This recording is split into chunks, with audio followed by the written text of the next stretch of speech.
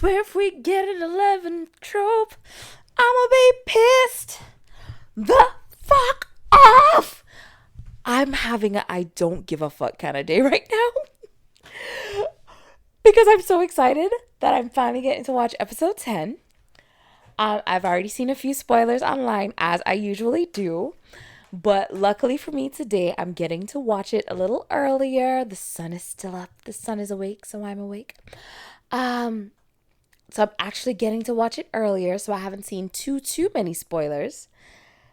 And I am just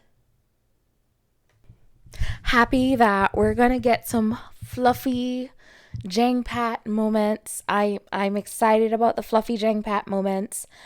I just don't give me an episode 11 trope. I only want gushiness and goodness. My boy's been through too much. We already had like freaking 6 episodes of Put Pat. Give me some Jeng Pat. We only got 2 episodes after this. Let me just start episode 10. So guys, thank you so much for tuning in. Let's go ahead and jump into episode 10 of Step by Step right here on Time for BL. I'm serious. Like, we better not. They're going to give us episode 11. I just know it. Let me just watch episode 10. Let me enjoy what I got. Okay, I decided to just let the opening scene play out before the theme song so that I can, watch that, see in what way. I am so excited for him to go to the restaurant with the cake because I've already seen spoilers. And I'm like, isn't this the outfit? So I've already seen spoilers and I'm okay with seeing the spoilers because I want it so bad. So, Chot and Chot and Pat are doing a viewing of the projects with Jaab, and Jeng texts Chot and said that he will not be attending, so Chot is getting a copy to send to Jeng so Jeng can give a final go ahead of everything. And obviously Pat's head is not in the game. Pat is all over the place. So when Pat and Chot are finally alone, they're having lunch. Chot points it out, like you're spacing out. Like, what's going on? Is it because of Jeng? And Pat admits that Jeng did say that he likes him. And Chot is like, what? And you're not taking his feelings seriously? And Pat is all, I don't see how he could like someone like me. And Chot is like, he's an intelligent man. You're not going to put him, saying, why would he like me, is basically putting him down. Which is true. You putting yourself down, you putting him down. You like me? You don't have taste. I remember when I used to be like that. Like, wow, you like me? Really? Wow, you must not have any taste. And then go chase down the guy who doesn't want me. My early 20s were sad. My teens, no, that was my teens to early 20s. Oh, that was a sad time. When I lacked self-respect. So, Chot is like, look, you like him, he likes you. He's getting ready to leave the position, which means you don't have to worry about being a boss and a subordinate. All that is now out the window. You need to go see him. And I'm like, yes, you need to go see him so we can get that scene in the restaurant. And by the way, someone pointed out, the scene that they were watching, it cuts off. I don't want it to cut off. Please don't cut off. I'm hoping that there's an uncut version and this is it. But if there is no uncut version, that is life. That is, I don't want it to be life, but it's life nonetheless. Why is it that the uncoordinated like to run? So Pat is running, he trips, he falls, he hurts his hand on his way to the bakery to get a cake for Jeng, because Chot said it's Jeng's birthday. And I'm so excited for him to deliver the cake because, again, all the spoilers I've seen, I love how I can't see who he's talking to. He's just talking to like a random person. That cake box looks bigger actually than the one I remember seeing in the clip that I saw. But the point is, he's gonna go see Jeng. But why is it always so uncoordinated? Okay, I'm sorry. I And then the next scene it goes into is Chot getting a call from Krit, and Krit is saying that they don't need to hide their relationship anymore. He's finally told his parents. They've been together for 8 years, and they can finally be public about their relationship. Like, and they're engaged. Like, think about it. They're engaged. They've been together the same length of time as me and my husband. No, about almost the same length of time as me and my husband. Almost, sorta. They're engaged. And they can finally be public with their I wanna cry. Oh, I feel so happy for Chot. Like, I hope it ends with Chot's wedding. Oh my God, they're gonna go have a meal with they need it. I want their wedding. Okay, where do I start? Step by step ain't stepping by stepping no more. They really went, we're gonna take it inch by inch. And then in the very next episode, fuck it, we're in the pool. So Pat shows up, he's crying, he's like, why are you resigning? Jeng explains that he feels like it's only right that he resigns, because he was the one who started liking him first. Pat admits that he likes Jeng too, and he feels he should resign. And Jeng says no, he's gonna resign. It wasn't really back and forth like that. I'm paraphrasing. And Jeng like leans in and is like, so that means we're together. Because Pat admits that he likes him too. So they start kissing. Cake drops, and Pat is like, happy birthday, I got you a cake, but now it's messed up. And Jeng is like, oh, no, I'm looking for a different type of cake. He wants that Rihanna birthday cake, okay? So this is only 17 minutes into the show. Like, oh my God, this is what we wanted in episode 5. We're getting in episode 10. And so Jeng and Pat start their makeout session. Bodies are being placed on counters. Food is being thrown to the floor. Aprons are being taken off. It definitely is an uncut version. Not as uncut as I thought it was going to be, but something happened. It was. I don't see why that couldn't air on TV, but sure. And now they're eating cake. The actual cake, not birthday cake. Okay, so I had noticed there was a little bit different from the what is the word I'm looking for? The spoilers I'd seen on Twitter. I noticed there was some difference because I'm like, it didn't go straight to him with the phone. It went to them eating the cake. This is different. So apparently, yes, the uncuts is on Gaga.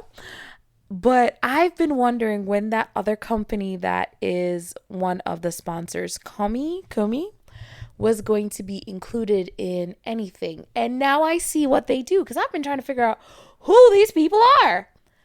They have screen protectors and probably other things as well. But screen protectors, I see. So now I sort of kind of know what self-healing innovation. Self-healing innovation. That's what the thing says. It says it's a hydrogel film, self-healing innovation. If my technology starts healing itself, I don't want it, because that's getting too close to freaking Terminator for me. But oh my god, them taking pictures together as well was so cute. And I see that leads into him fixing the phone for him. But yeah, them taking pictures together. They're just so cute. I just want all the fluff. Just give me all the fluff.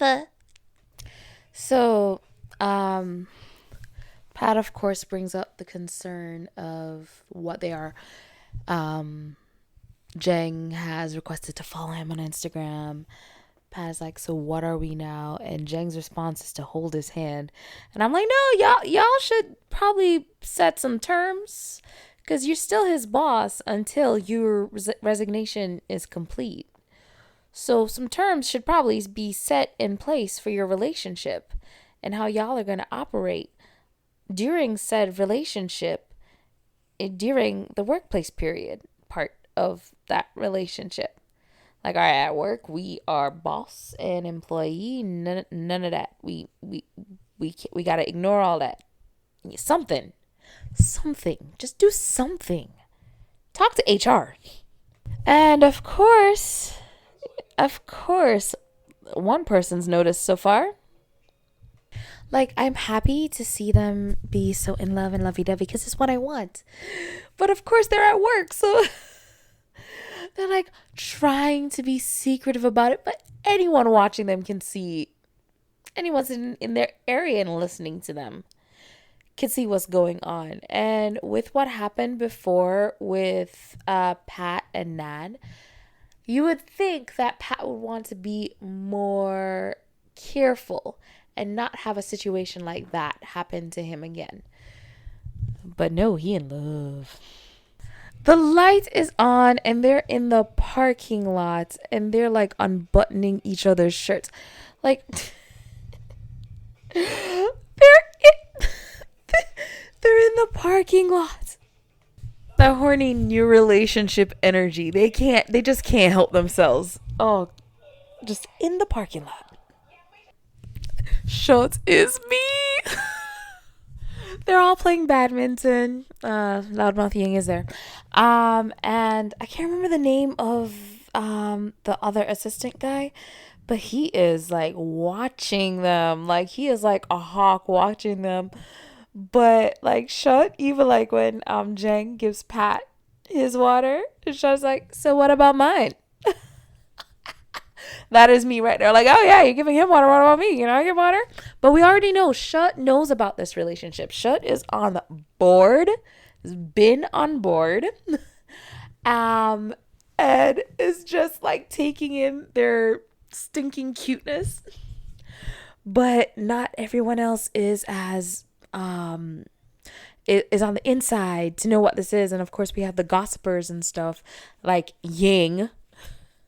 So I'm like, y'all are being a little too obvious and a little too public when, especially since somebody's supposed to be resigning to ensure that they don't have a certain situation. Is your resignation there yet? Come on. It is interesting that Ying sees how they are together and is just like, oh yeah, they just worked on a project together, so they probably just found something they have in common while working on the project, and that's why they seem really close right now. And like, I would expect Ying to be the first person to come up with gossip. She is not. She has impressed me this one moment. She has impressed me for this one moment. I'm trying to think, but I think this is the first Thai show that has really talked about, in a way, homelessness. Like they will show and like I remember in My Engineer the series, they showed that homeless guy, but they showed him also being very violent, like he had a knife and stuff. And I'm trying to think what other show has shown, like there's been shows that show poverty, but none that really show homelessness, like people living under a bridge and stuff like that. And I get it. A lot of shows from different countries, they try not to focus too much on things like homelessness and poverty. They show mostly the rich guys. Look how beautiful their lives are. To do a positive spin on their country, if that makes sense. to show the country in a positive light. Um, and it's interesting to see this show really have Jeng, who is he's a character. His character grew up in wealth and has his own business. He lives in a high rise, like all this stuff. And one of the things he does is he goes and he buys baked goods from bakeries before they close because he knows they're gonna throw everything out. And then just goes out and gives it to the homeless. And I think that's a very nice little added bonus feature of this character, which just makes him amazing. But also of the show that it's highlighting something that a lot of other shows wouldn't highlight or won't highlight because you don't want your country to be viewed in a negative light or anything like that. And they found a way to make it a positive, to show a positive character trait of Jeng. In other words, when people say eat the rich, they're supposed to say eat the rich, just not him. He's good. You know, like when people are like, A cat, but Dan from Not Me. I gotta go back. He just said the company, GN Group, his father's company, is a big food company. And so he's trying to solve the problem of food waste. And earlier in the episode, he was throwing food to the ground so he could throw his man up on that counter. What? You are creating food waste, honey. You are creating food waste. Okay. Pause real quick. I had to pause real quick.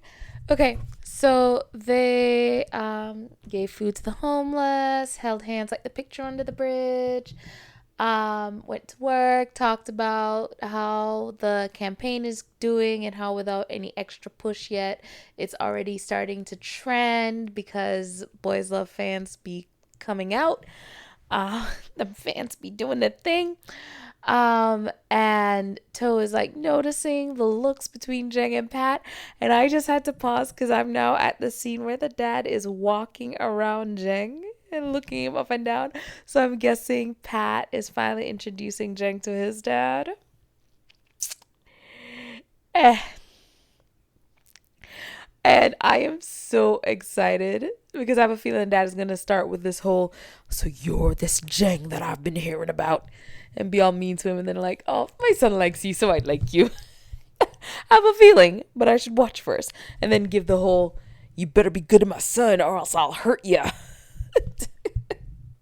I love how Pat isn't even bothered by what his dad is doing. Dad cracks me up. But I love how, this little scene now right after we have Pat just laying in the bed because he's so tired. And Jeng is like, hey, should we go shower and then go to bed? Pat's like, no, because he's feeling lazy. And then Jeng says, come on, baby.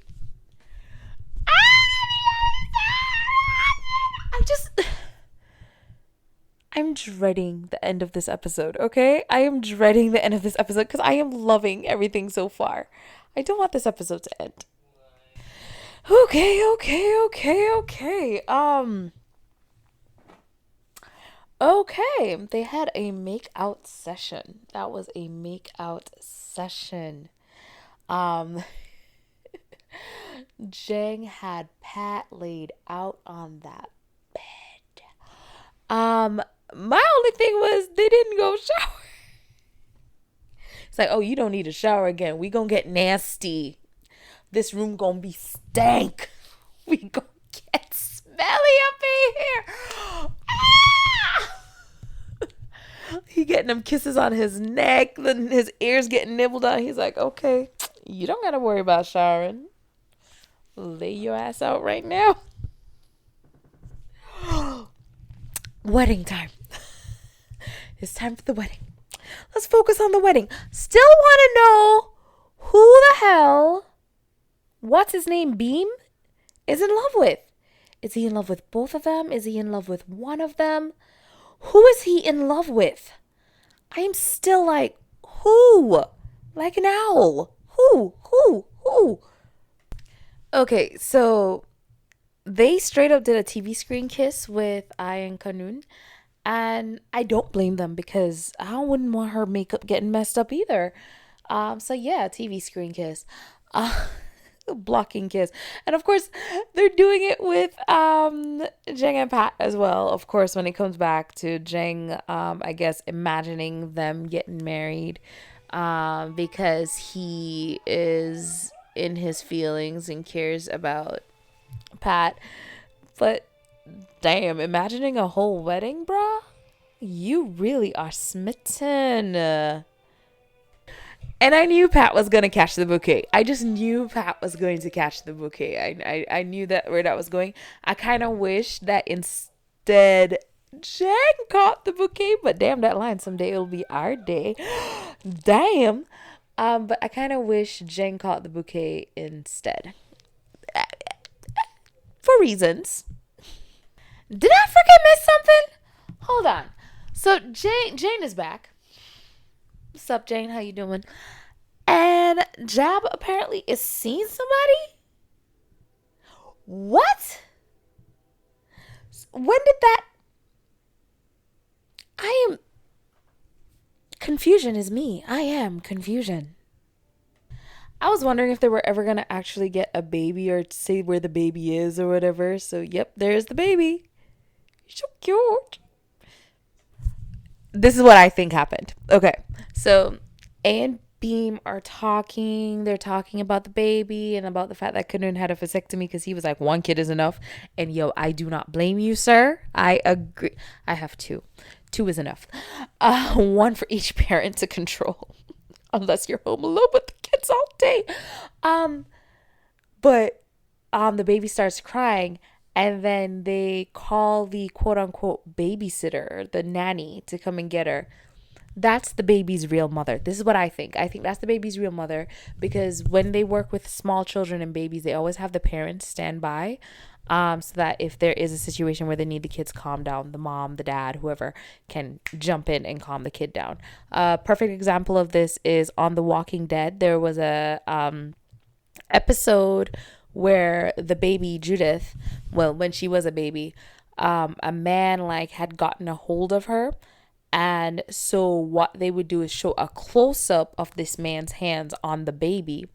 And it was actually her father who was holding her like that. And that was to make sure she stays calm.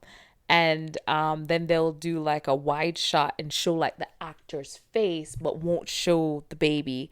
And then they'll do back the close up of the hands. And again, that's the father's hands holding the baby. And that's because they usually, and there's different shots like that in many different shows where the kid's real life parent is the one who's actually holding them for like a close-up scene, but then when there's like a wide angle shot, you don't see the baby actually in it, but you see the character playing the parent. That's like a very normal thing to do.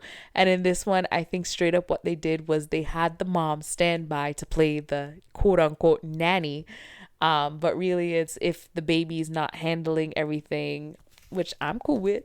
Baby's not handling everything, starts getting fussy. Mom comes in as the nanny is like, okay, I'll take her to calm her down. Which, hey, I'm here for it. I'm here for it. Get you a nanny if you can afford it, because kids are a headache, and I love it. I do. I do love my headaches. I love them. I don't have a nanny. Some days I wish I did, but I'm glad I don't, because I get to experience them. But yeah, that's just a little inside production tip, I guess, of how they do a lot of these scenes with kids, how they handle scenes with kids. And completely not even really funny on topic. One utilization I really liked of the actual parents versus the TV parents that they did was on Good Luck Charlie. The brother gave, like, one of the things was he looks different from everybody else in the family because everybody else in the family has blonde hair and all this stuff. And there's an episode where he's like, I look more like this woman's kid, and it was actually his real mom who was there for that. So I liked how they utilized that too. But yeah, just a little tidbit. Okay, so we finally have confirmation. Beam likes A. All right, and we also know that she already knew. She already knew. She just did not give a flip. She straight up told him, like, yeah, I knew already. I just don't care. Well, not she didn't tell him like that. She was just like, I found Kanoon. You're gonna find your A one day. She's just not gonna be as hot as me. I love her. And I love that she loves herself so much. Like, love yourself. Treat yourself. Treat yourself. But yes, I love how confident she is. Everyone should be as confident as A. You should walk around every day looking in the mirror at yourself and going, damn, I am hot. I am beautiful. Look at me. Do it. Even if you don't believe it when you start doing it, I promise you, one day you're gonna be like, damn, I'm hot. Holy crap, I am hot. just don't worry. Just do it. Do it. So this is what I was actually afraid of. So the company wanting to work with them again for the next project, and having Pat run that project because he ran the other one. Perfect. Cool. He's proven he can do that. Having him become the manager for the digital marketing department, I am sorry. No. Pat has shown time and time again how immature he is. And I don't think he's ready for that kind of position and that kind of responsibility. There has to be somebody else. There has to be somebody else.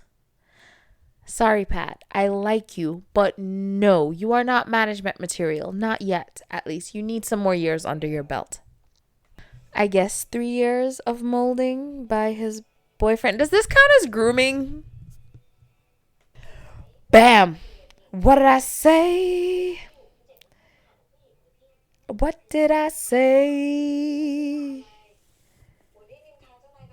Oh my gosh, Ying calling out the gossiping? Go Ying. Oh wow, okay. So people are writing nasty notes now on the board that's supposed to be about encouraging everyone. They're writing nasty notes to Pat. Yeah. They're jealous. They think he is screwing his way to the top. Woohoo.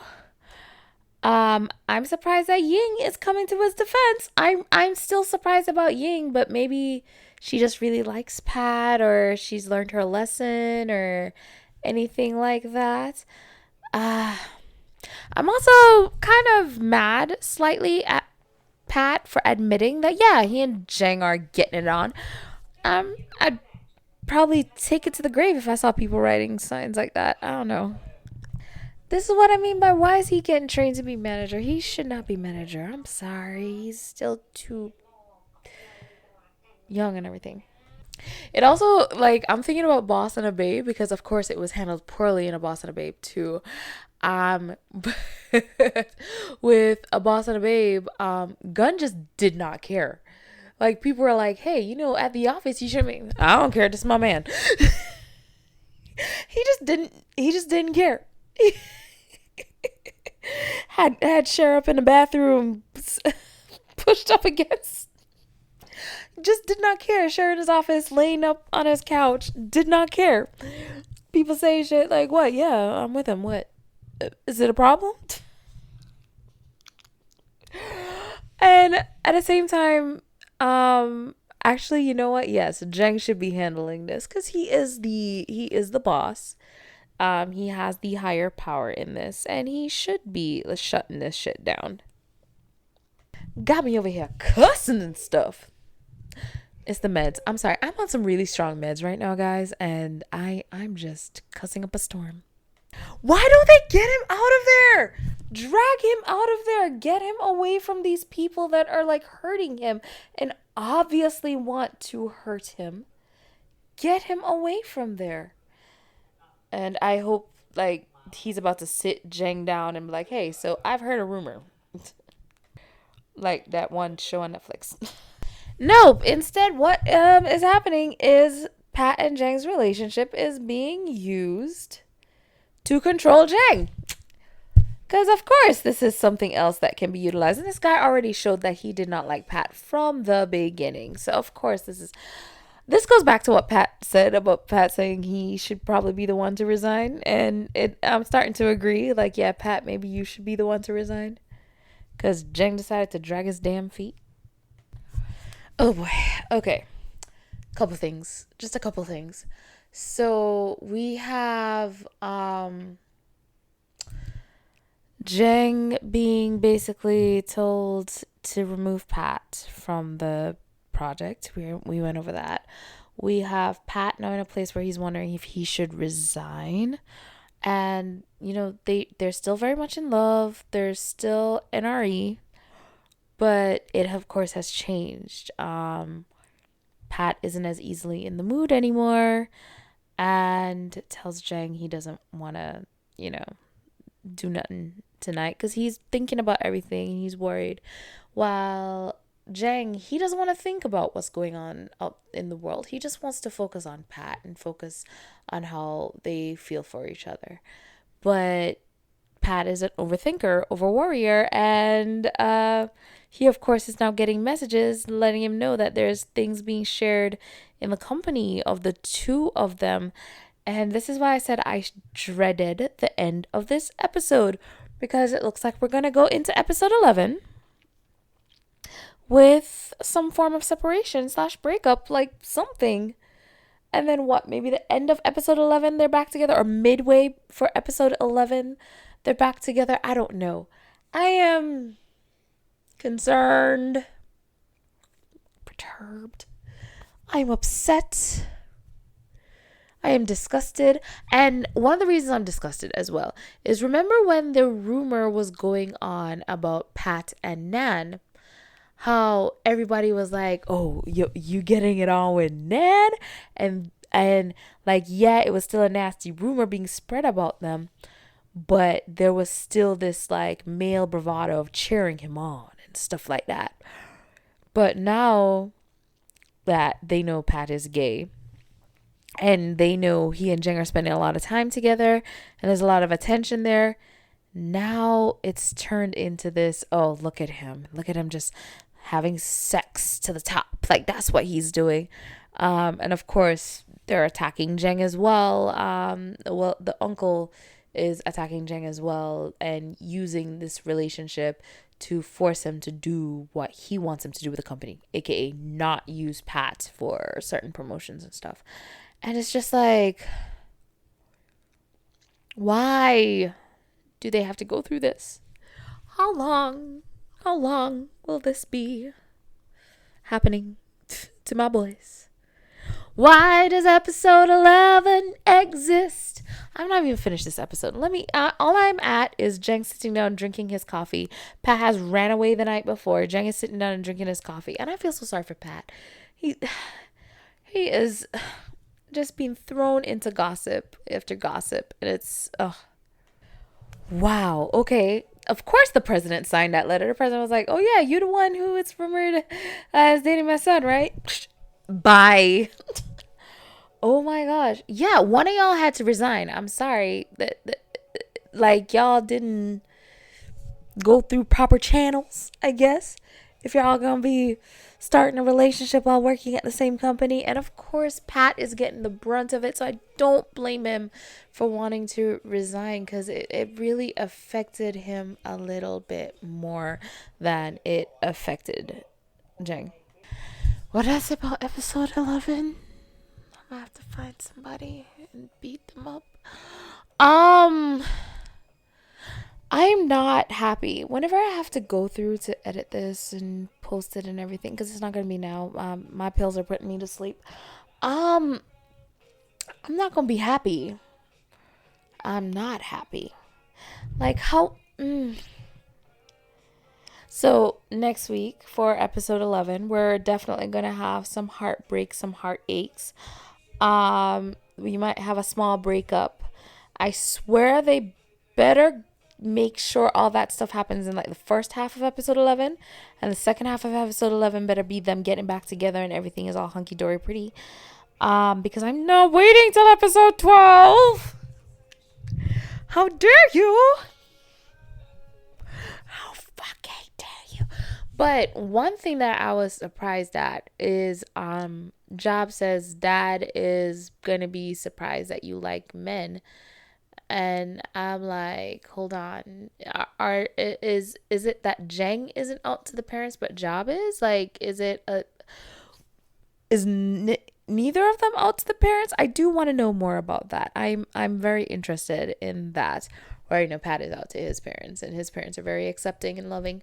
Um, and I am actually excited to see how the office is going to be affected by the revelation that the whole office might be shut down if they don't excel at their tasks. And like, they're basically being set up to fail. Let's tell the truth. They're setting them up to fail. And what else am I interested in seeing?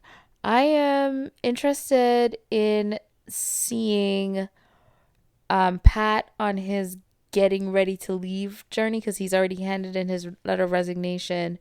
So he'll probably have 2 weeks and then he's off the job about that. So I am interested in seeing how his last few weeks are, him finding out the truth about the fact that the position, the department was already facing closure, and Jeng was there to save it. How does that affect his view on their relationship as well? Like, I'm interested in seeing a lot of things go down in the next episode. So thank you guys so much for tuning into this episode of Time for BL, where we're reviewing step by step. Have a wonderful morning, evening, afternoon, and good night, whatever it is, wherever you are. Bye.